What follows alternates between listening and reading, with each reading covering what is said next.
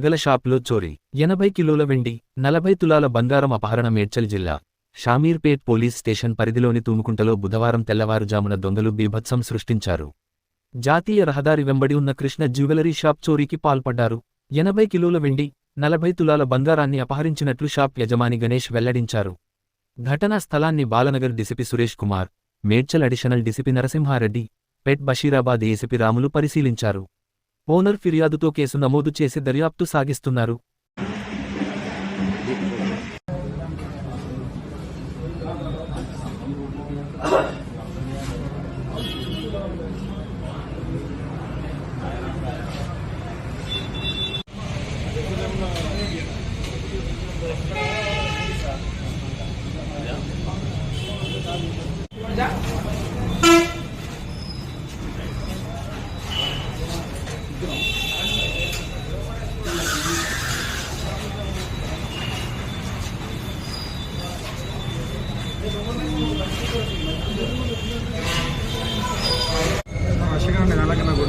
Clarity బాగున్నాడు camera Rajasekhar press అవకాశం కల్పిస్తలేరమ్మా మీరే టైం ఇస్తలేరమ్మా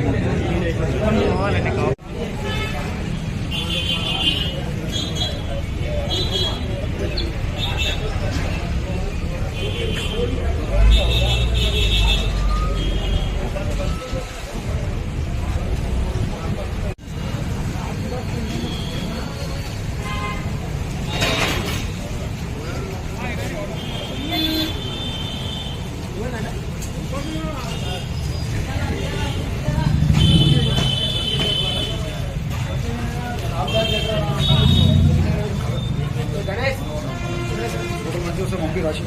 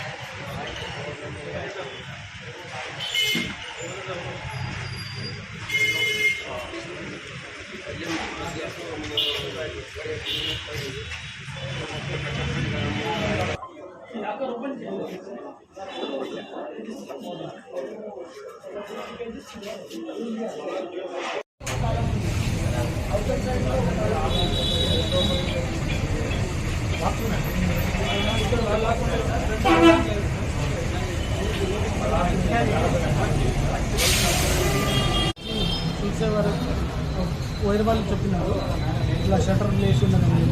అప్పుడు వచ్చి చూసే వరకు షటర్ ఇంత బెండ్ అయి ఉంది. అప్పటికి మేము లోపల వెళ్ళలేదు. పోలీసు వాళ్ళు వచ్చాక లోపల వెళ్ళాము. వెళ్ళి చూసినాము. లోపల వెళ్ళి చూసే వరకు మొత్తం వెండి పట్టీలు, వెండి ఉన్న సామాన్లు మొత్తం దగ్గర ఒక 78 నుంచి 80 కిలోల వరకు పోయిందన్నమాట. అది పోయింది. అది కాక బంగారం కౌంటర్లో ఉండేది డైలీ డిస్ప్లేలో ఉన్న మాలు ఒక 40 తులాలు వేరే ఐటమ్స్ చిన్న చిన్న nose pins, ear tops, rings, చిన్న చిన్న ఐటమ్స్. నోస్ పిన్స్ అవి వచ్చేసి ఒక 8 తులాలు, ఒక 48 తులాల వరకు బంగారం పోయింది.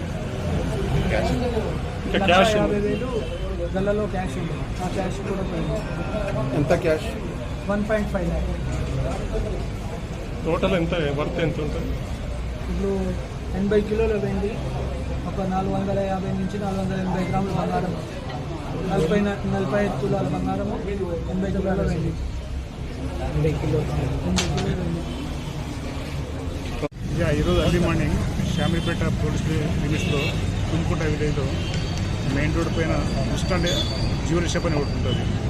దానిలో మిడ్ నైట్ అంటే 1:38కు ఎంట్రీ అయ్యారు షట్టర్ లిఫ్టింగ్ చేసి అన్నోన్ పర్సన్స్ రీడింగ్.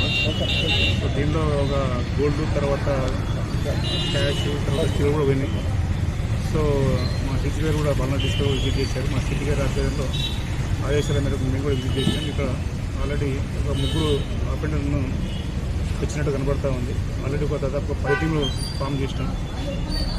సో వాళ్ళు త్వరగానే పట్టుకుంటాం. సో నేను ఎందుకు మళ్ళీ చెప్తాను ఎంత పోయింది అనేది. అంటే వాళ్ళు చెప్తా ఉంటారు 45 tolas gold 45 tolas gold 80 kgs silver అని, దాని తర్వాత ఒక 1.5 lakh క్యాష్ అని చెప్తా ఉన్నారు. సో పూర్తిగా వెరిఫై చేస్తాం. సో అదే విధంగా కేసు రిజిస్టర్ చేస్తాం. ఆల్రెడీ టీం కూడా ఫామ్ చేస్తాం. తర్వాత మా ఏసీబీ పేట్ బైషాబాద్, తర్వాత సిసిఎస్ ఇన్స్పెక్టర్ నరసింహ, తర్వాత డిఐ నరసింహరాజు, షామీర్పేట ఇన్స్పెక్టర్ శ్రీనాథ్ ఫామ్ చేస్తాం.